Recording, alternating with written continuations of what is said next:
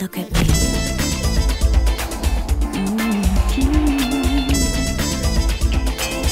Watch me. My eyes on the runway.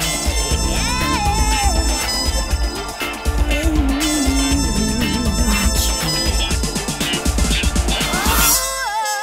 Cover stories.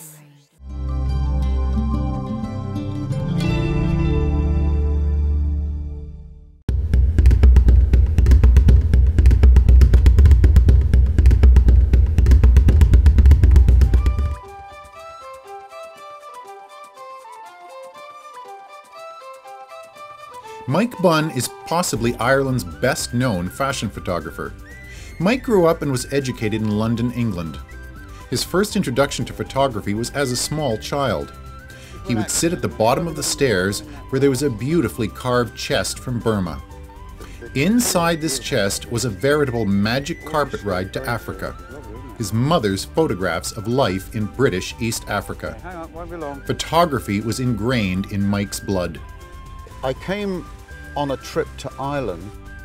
The day I arrived here, I just felt like the dog that jumped over the wall. I just didn't want to go back. I started pining for Ireland when I went back to Chelsea, and eventually I came to live here and started taking photographs. It was just an open palette. Want to get the castle in? It has been said of Mike Bunn that he could find beauty in a toad. Mike Bunn is not capable of taking a shot that isn't beautiful. He sees beauty in the most extraordinary things, and that is easy to see by the magical work he creates. The phone didn't stop ringing from then on for me to take fashion pictures.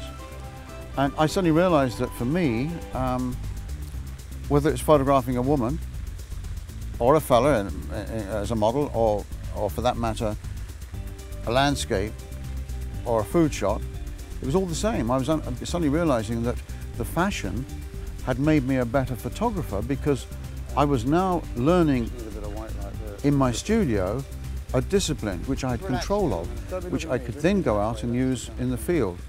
And it's excited me, and all these years later I'm more excited about photography than I've ever been. All these slate greys here, look, it's lovely, isn't it? The one thing with photography that I've always found a bit disturbing, it's not really tactile. Like a painter looks and understands light and uses it on a palette with his hands. A sculptor does it. But with photography, we have the light, we understand it, and we then take a picture using the light, but we're not actually touching anything. I've always found that rather frustrating. That's probably the most tactile photography's ever been, because it was hands-on, you were touching paper, you were touching chemicals and mixing them. Now we come into the digital age, it's very exciting, but it's got more divorced from being tactile. When I first started using digital, I was so conscious of it that I used to use the tags that you took off the rolls of film, like Tri-X or Ektachrome, and I'd stick them on the back of the viewfinder. So people thought I was shooting film, so they wouldn't bother to look at the picture. And every now and again I'd hide and go, lift the flap up and have a quick look, and off we go again, It's the age of digital imagery. And I think you have to really balance the two together. I think if you put the two in bed together, you can really get some exciting results. The young kids must realize that you have to go back to the classics. You've got to understand and embrace something that was very, very beautiful. So, having said that, I've come through all that. So when I now use like digital cameras and things, I put the two in bed together, and I can't let my classical training go. Mike Bunn's classical training has made him one of Ireland's most sought-after photographers, with notable clients like top Irish designer Louise Kennedy and major brands from Fortune 500 companies. It is easy to see why these clients continue to come back to Mike for their next campaign. Mike treats each shot as if it were an epic film, which is evident in his work. Perhaps it was his mother's early influence and those exotic images of her travels to Africa. Either way, there seems to be a fairy tale story told in each of his images.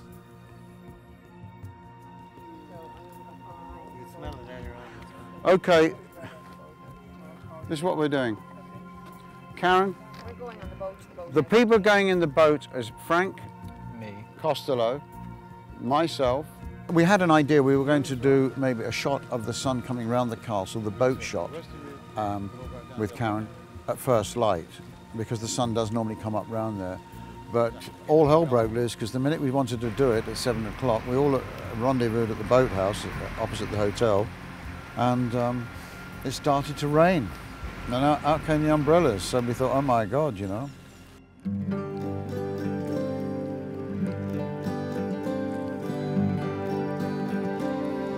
Now remember the boat, what you want to get in, because the boat's going to swing with you there. But you want the boat over here, right? What we don't want to see is this, but we want to see this. I'd say if you drop that anchor now, we'll be okay, don't you think? Drop the anchor now. By the time we'd got the boats in position, it had stopped raining, and we had this wonderful soft light. We didn't have sun. And in a way, it's better, because if we'd had sun, it would have been too backlit. But it was that lovely flat mercurial lighting, and the water was absolutely flat calm. Karen, moody, moody, moody. When you're working from scratch, you have an idea. You don't actually have a brief, because no one really knew what it was like. I had a book on Ashford Castle, which we had a little preview at, which it helped us do a bit of scouting. We knew that we could do this, we could do that. We knew where the light came in the morning. Well, the idea was to just, obviously, to try and get an establishing shot of the castle, and we wanted Karen to be in a boat with the castle in the background. But I think when you have a shoot like this, I think we've managed to do it in such a way that it could relate into a story or 5 stories. No specific plot. Pave marble stones there, as black as ink, It's actually rather nice lighting, this, isn't it? with gold and silver, I would transport. We were trying to get the feeling that Karen is a very, very beautiful girl, very lovely Irish girl, who has quite an Italian and quite a nostalgic look about her.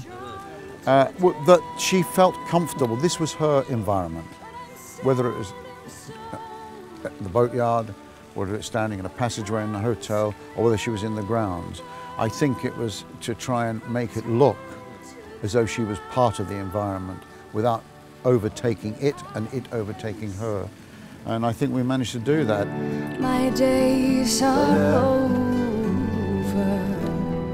Straighten up a bit now, Robert. And lay me down. I wish I was in Carrickfergus, only for nights. I think between the different shots we've taken, there's a good balance, you know.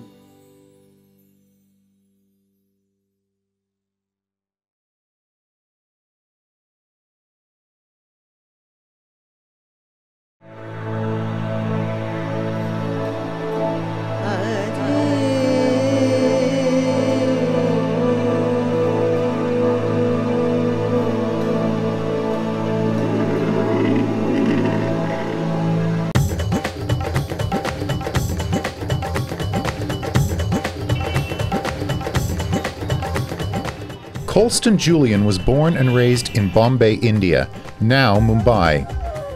Colston worked his way through college by working in an advertising firm production house, where he apprenticed with a cinematographer. Of course, at the time, Colston would not have been aware how cinema would influence his photography. Colston never had any formal training in photography, but this never stopped him, as it only helped him see things a little differently. I hated the first shoot I did. It was horrible. I didn't understand fashion. Came back again, said, can we shoot more? And I said, why not? Shot, and then it just so happened that he went and met Elle. The editor at Elle said, this is nice work, and called me in. I had a look at the first job, the very first paid job that I did was like an 8-page fashion feature for Elle magazine. So I guess I've just been very lucky. Colston gets some of his inspiration from Bill Watterson's comic strip Calvin and Hobbes. To Colston, there is no better way to live life than in a make-believe world where there is always an element of fun and something new to be discovered. Okay, ready and go! The big picture he sees is just that, an analysis of situations where everything comes wonderfully alive. Colston's aim is to neither conform nor belong, but simply offer a point of view that is uniquely his own. We join Colston on location at the Simode Palace. Colston is shooting an editorial shoot for a North American fashion magazine. Now notice the motion in Colston's shots. His subject never seems to stay still. Perhaps this is his cinematic influence breathing new life into a still medium. Okay, we're done.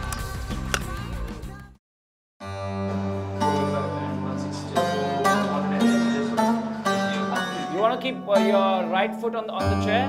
Turn it to the camera. Yeah, that's nice. Yeah, that's lovely. Yeah, really fast. I like film. I kind of think film romanticizes the visual and takes it forward. I see a lot more with available light than I would with strobe. I also think strobe's kind of harsh in its tonality. Yeah, I like mixing light sources, but constant light is like my favorite. And I think especially for the large format, the available light, it just shows through. It just takes it to another level. And yeah, I tend to prefer to go into bigger images. I like my visuals to hit you hard when you see them, no matter if it's dramatic or if it's a classic image. At a day and age where everybody's shooting digital, I just think it tends to stand out to see an old craft. Literally, it's a craft now, because when you're shooting digital, and I do shoot a lot of digital, most of the commercial stuff that I'm shooting is digital, you tend to kind of, it's like microwave photography, you shoot and you're looking at the final. And I tend to rely on my instincts a lot more. I find that when I'm shooting digital, I tend to lose that, because you're constantly checking your frame every 5 minutes. If you're not doing it, 20 other people are trying to.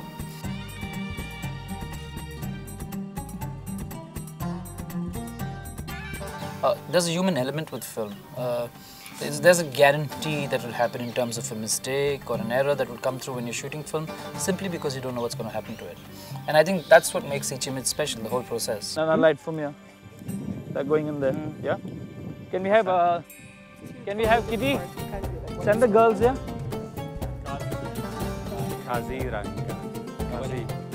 It's not about the film and digital, it's the process and the discipline of film. You've got to be sure, you've got to trust your judgment, you've got to take, if the light strays a little bit, you take your instance, you stop up, you stop down. I think all that goes into it. It's just not about the quality of light, the way film reacts to light. It's just about the natural and the process and everything. So, but I think digital is catching up pretty soon, and it'll break my heart to shift to digital though. But I do see that happening.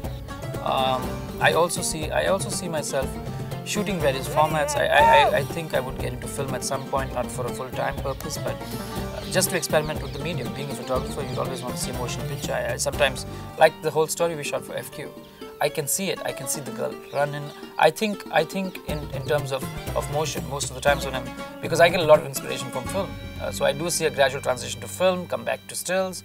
They get me off. I mean, I could inspire myself from a book to shoot motion, right?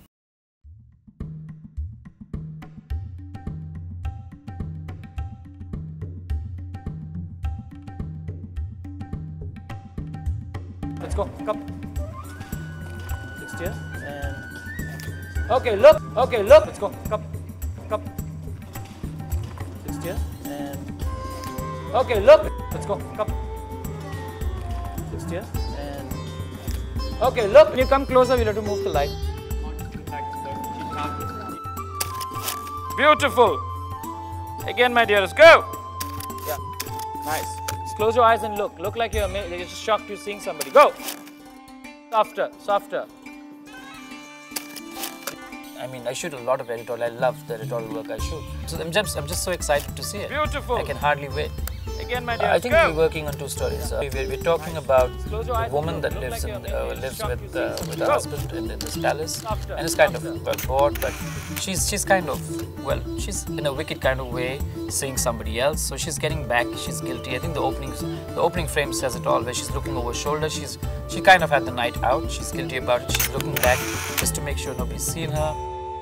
She gets into, she's exorbitant, she wears fancy clothes, she lives a great life, she's bored. She sees a man, she fancies him, she flirts, she gets him. There's a bit of naughtiness, there's a bit of wicked, and I think Lisa portrayed this wonderfully. I mean, the whole sense of her looking out of the balcony, whether it was her in the passageway, thinking of the lover. I mean, I don't know. It's just the way the story takes it. It starts off definitely where you see this girl getting in late, obviously, and there are people waiting to receive her, which means she knows she's late. And then seeing her in different spots in a pensive mood, understanding that she's thinking of somebody. I think the story just fell into place. It just fell right into place. Beautiful.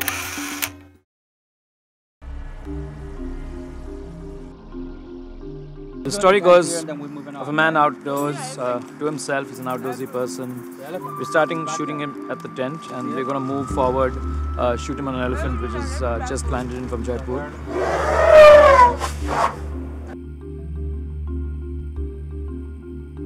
400 RHP. Yeah. There you go.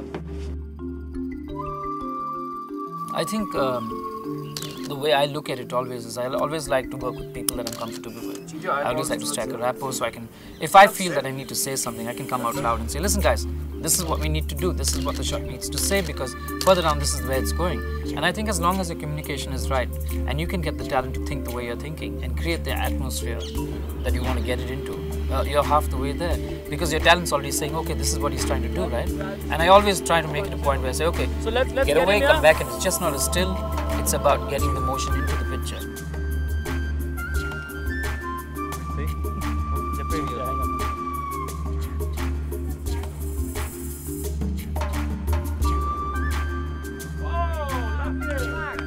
So if you see me when I'm normally directing shots, I'm always saying, look away, come back in. So it's almost as the model's acting. I think if you can get the model to act, you're half the job's done. So the whole thing, ability to get them to get into the flow of things and to communicate that this is what we're doing and not shooting beautiful visuals will create the motion that you need.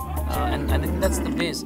And I just say it's the team that gets that together. If everybody understands what page you're on, you're achieving that already. You have to get your team to believe and to accept the direction that you're going in.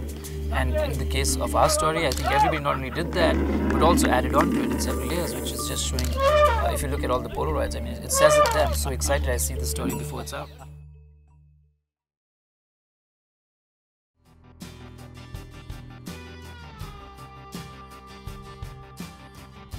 Simply put, Jeff Vespa is an artist, and one of the best-known celebrity photographers in the business.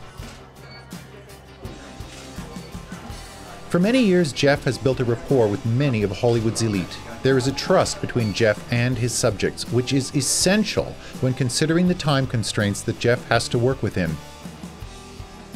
It is nothing less than miraculous, the results that Jeff obtains in such a short time. Jeff is the official photographer for the Sundance and Toronto Film Festivals, where he captures the portraits of all of the attending stars. I don't know how you would ever get anybody to give you an assignment to shoot a celebrity when you haven't shot one in the first place. But for me, since I shoot events, I've built tons and tons of relationships. And the way we started doing portraits was doing them at the festivals. So it was the first Sundance, then Toronto, Cannes, Venice. That's the way I first started doing portraits, was at events, essentially at major film festivals. It's just, I'm sure everybody's taking different routes, but I think mine is unique, and I think it's a good way to do it, because most portrait photographers never meet the celebrity they're photographing until the day they get there. And not only that, most portrait photographers don't know the publicists, don't know the managers, don't know the agents. I know all those people, so sometimes I might not know the person, but I know the people surrounding them, so they immediately feel comfortable because the person can just say to them, oh, you can trust this guy, sort of thing. But I think I'm very relaxed when people come in, and I think I make them feel comfortable very quickly. So I think it's a good way to have come up, because I know, it allows me to know them before I shoot them, and it's really, really a benefit to shooting portraits, because how can you expect to get emotion out of somebody if you don't even know, if you don't even know them? You know what I mean? You've got to get them to trust you. I mean, you hear when you know, actors talk about great directors and they're like, oh, I trust him and I just did anything he told me to do, sort of thing. It's the same with a photographer. If you've got to get people to trust you in order to get that, you know, get the stuff that you want, you know.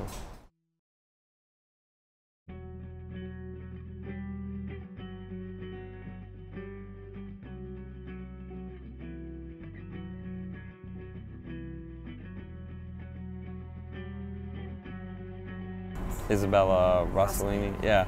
I mean, she's fantastic. She's like a classic beauty, you know. And I have photographed her before for another film at the Sundance Film Festival. And she's just really fun. She really gets it. She's got a great, like, kind of cheerful personality. So she's really cool. I mean, it was really nice. And she's someone that really kind of is very present, you know. She doesn't really have any kind of like fakeness about her. So someone like her is very easy to actually photograph. Pierce I've photographed a couple times. He's awesome. I mean, he's an amazing guy. I mean, what I love about Pierce is, you know, he's that, you know, ultra good-looking, great guy, and you'd think when you look at a guy like that they're not going to be like the nicest, or they're not going to be as, you know, open or whatever, but that's not the case with Pierce. I mean, he's really, really funny. Again, you would think, like, you know, someone, Pierce, being so good looking, you'd think he'd be kind of like that, you know, suave, you know, want to pose that way and stuff, and he doesn't. He's the exact opposite. He loves, Pierce loves to, you know, make fun and do jokes and like kind of make really funny faces, and it's very cool because you get really great animated stuff, and it's such a counterpoint to like his good looks that the pictures look awesome. Elle is amazing. Elle is an amazing woman because obviously she's a true professional. She's been doing this for, you know, 25 years. Has so much experience. I mean, working with her is like, you know, working with another artist because she gets it, you know what I mean? So you're doing it together. It's not me like doing a photo shoot and the other person just sitting there. It's like you're both working, you know, at the same time, and she really knows her light, she knows her poses, she knows what looks good. Well, I tend not to instruct people anyway. That's just my way. Like, I don't really direct so much. I just kind of like try to, you know, observe and capture, and rather than, you know, telling people what to do. But somebody like Elle is different because it's like two artists working together on a project, because she's working, like, she's trying to make it the best it can possibly be, just like you are, rather than the actor like kind of not knowing what's going on or not really being into it. I mean, obviously she's into photography also. I mean, she has to be. This is what she does for a living. So to have somebody that knows and understands what you're trying to do and working, you know, with you for that goal is pretty awesome. So it's not just her posing. It's kind of like, you know, she's thinking like, let's do good pictures. She's thinking like, let's try to do this, let's try to do that, let's look at the light, let's look at, you know, maybe that pose isn't working or whatever, and she really is working with you, you know, so that's really cool. Yeah, I mean, it's great to be able to work with, you know, actually work with the talent and, you know, get exactly what they want. And what I love doing is, you know, capturing a photograph that the person themselves says, oh my God, I love that picture. Because to me, they're the audience. I mean, obviously everybody else is the audience as well, but to me, the audience for me, the person I'm trying to please is the subject.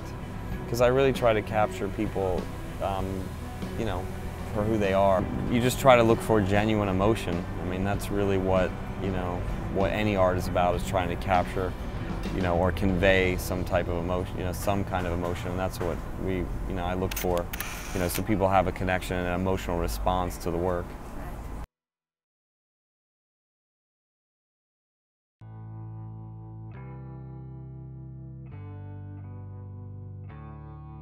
I've been doing this for about 8 or 9 years or so. Yeah, I studied photography. I studied photography in Montreal at Concordia University for a couple of years, but I dropped out of there. I actually had my professors in Montreal saying, you should go back to Toronto and find a photographer you like and fetch him coffee and stuff like that, and, you know, learn the business. So I took him up on that, and I packed it in.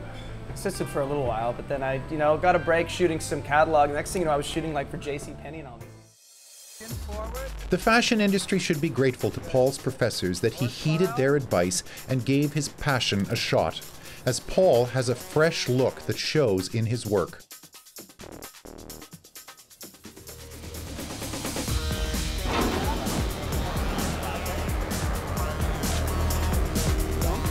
No, I'm gonna do one more. So you jump down to that step. Katie, let me see you there. The art directors at the magazine came up with the concept. I think we're gonna do about 14 pages, so yeah, we've got outdoor locations. We're shooting here in the cafe, and we've got some sort of late night locations that we're shooting, so. Yeah, it's been very well put together. Yeah, it was well thought out, and it was just a matter of coming in and shooting it. We had a narrative that we were following. That these two girls, were kind of like the Paris and Nikki of St. Petersburg. The rich bad girls who go to the wrong side of town and pick up some revolutionary bum and bring them back to their swag digs. It's okay to follow that, but as we've been doing it, we've shot it in that way, and we've also just done some just great portraits of them. I think it's nice just to shoot beautiful girls in great clothes, and we place them just so, and we got some great portraits. So as we're doing the narrative, we're also shooting it as a series of portraits, which will look fantastic, I think, all laid out together. And then from there, we talked together about locations, and the stylists pulled out the clothes, with that reference in mind. So the idea came from them in the first place. And then they brought me in, and we bounced around ideas as far as locations and what would work with the theme. It's a real treat to work with these guys. It's a thrill for me. And the art direction's good, and the casting's fantastic, and the clothes are great. I mean, once all those things are in place, you've got a good team. It's a treat. It's not even work, it's fun.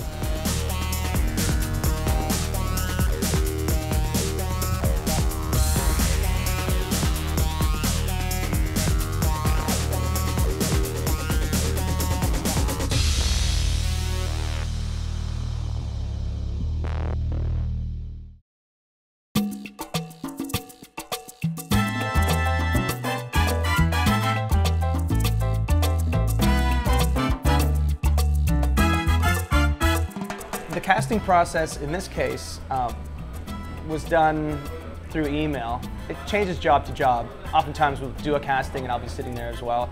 But this was sort of put together sort of last minute. So they emailed me with some comps of a couple of gals, and they were fantastic, perfect for the job. And I emailed back saying, looks great to me. And I saw their books online.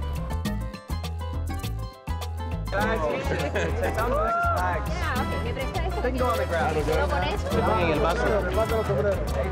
And you two are really close to this guy. Really laughing. You're enjoying this guy's company. That was pretty fun. We did this cafe shot. We had the girls dancing. We got one of those bros who was like selling hats on the corner to sit down with them at the cafe. We gave them all beers and told them to tell them stories, and he did. And they started laughing. And the next thing you know, about 300 people were there. And we had some guitar players, and it was fun, man. It was really fun. It was a hoot. Mind you, light was dropping pretty fast, so I was panicking. But what a blast. The models were great. I'd never met any of them before this morning. We saw their cards. So, the cards only tell you so much. You've got to meet them in person.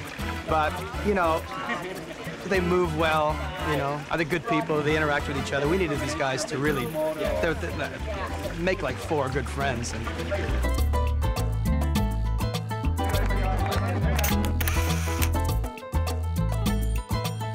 Forward, down, mouth closed, smile.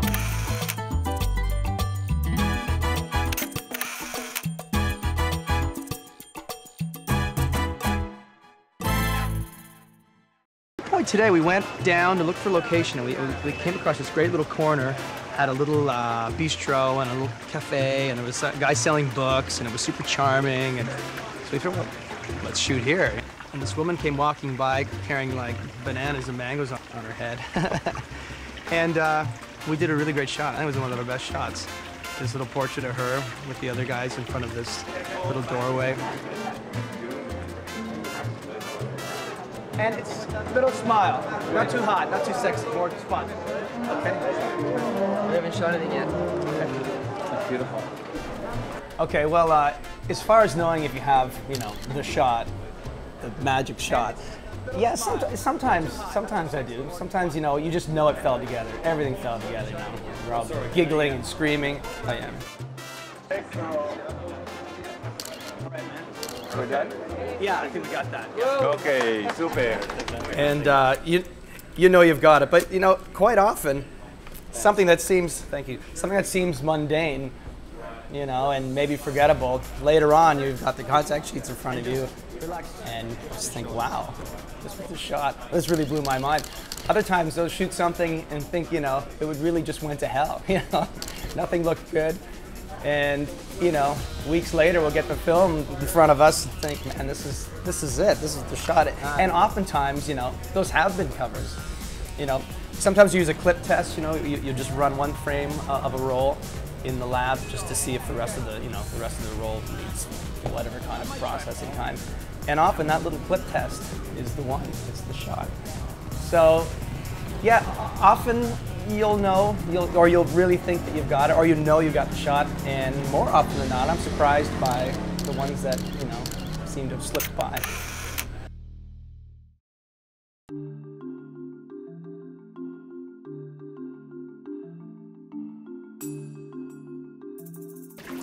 Yeah, I was really happy with the shots today. They went very, very well. And I'm glad, because we didn't have much time to think about them.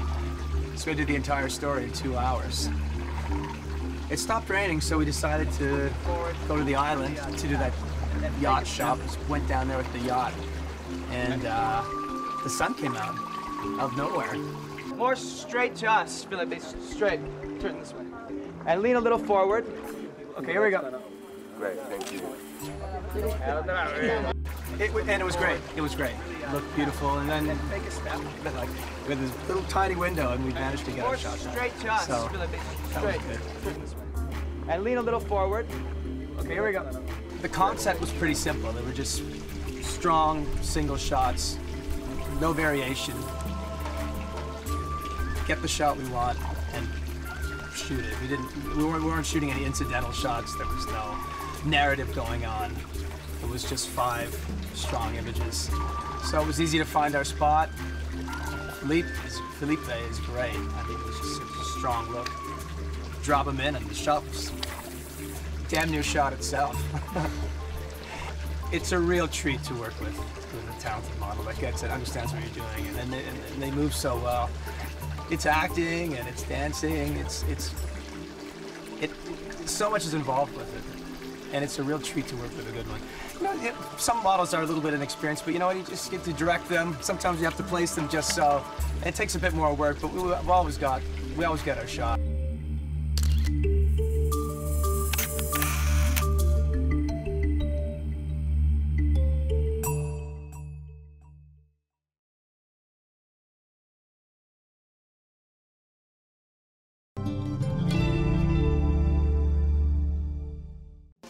London, Paris, New York, Toronto. Canadian-based photography legend Struan has had an impressive career over the past 40 years. Struan has shot some of the most recognizable faces in the world, such as Nelson Mandela. Struan still, to this day, is the only fashion photographer to have his work exhibited in Canada's National Gallery. And for good reason, as Struan's eye for shooting women and fashion is rivaled by few. Oh, leave that, leave that. That looks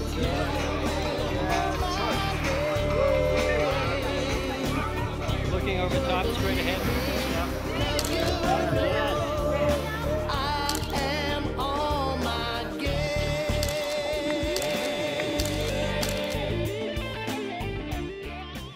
I really didn't plan to get into fashion photography. Most photographers back in the 70s were generalists, so we shot a bit of everything under the sun, and I realized that I loved shooting people, shooting models and actors, and I really enjoyed that, and decided at one point just instead of being a jack of all trades, concentrate on something and do it well.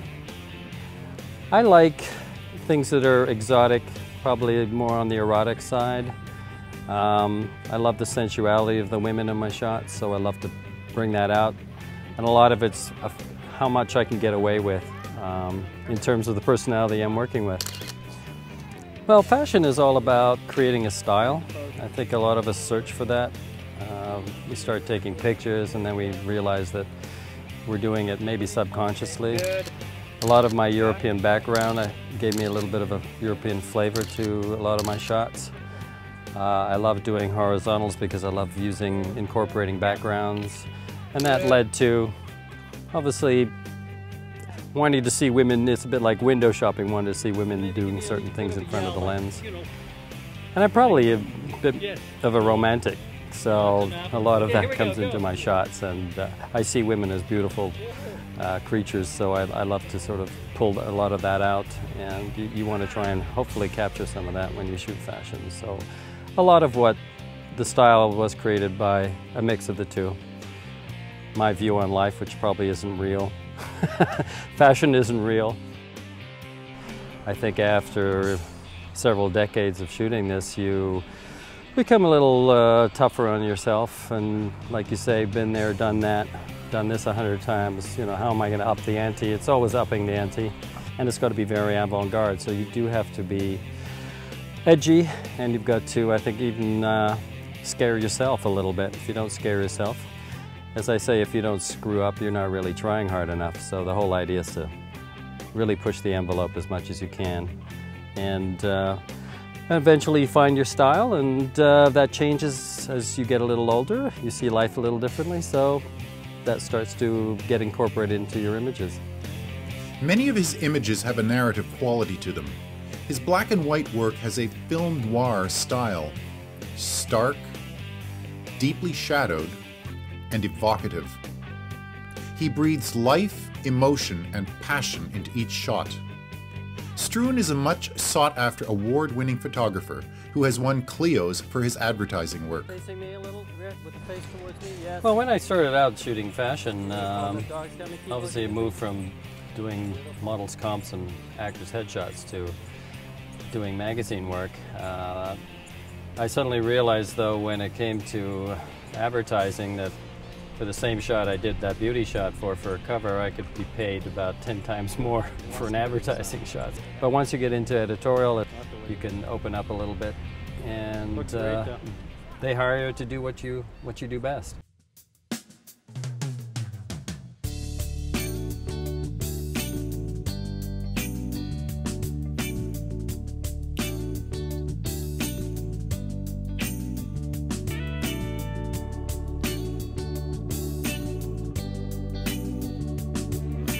You know, a lot of people think that shooting for a magazine and flying to the Bahamas it sounds like a lot of fun, but I'm not saying just because advertising has stress, editorial doesn't. We do have a time limit, getting up at 5 in the morning and making sure that everybody's on set by 6:30 certainly adds to the mix. We do have a time limit. We're working with a celebrity who has a grueling schedule. We've got to work with the weather. There's a big cloud in the way. Otherwise the sun would be hitting this right now. So I'm about here for the wide angle. I don't think we're going to get much luck there. Fortunately, the sun did eventually come over the horizon. We had to wait an extra hour.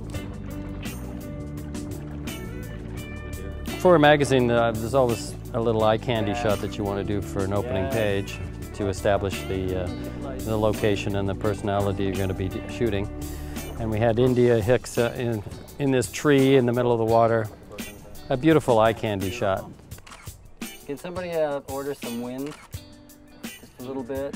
Blow. Everybody blow. Good. Oh yes, here comes the wind. I love that. That's gorgeous.